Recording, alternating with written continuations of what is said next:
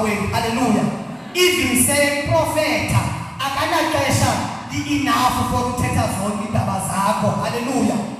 Uba awuyazi office dibana neasha okanye udibane nomfundisi uzama ukuzi office yalapha ekhaya ofafaya indawo ukela ufuna ukwenzela uwanothu so that axele ba phatha ntoni uphathe ntoni ushiye ntoni. Hallelujah.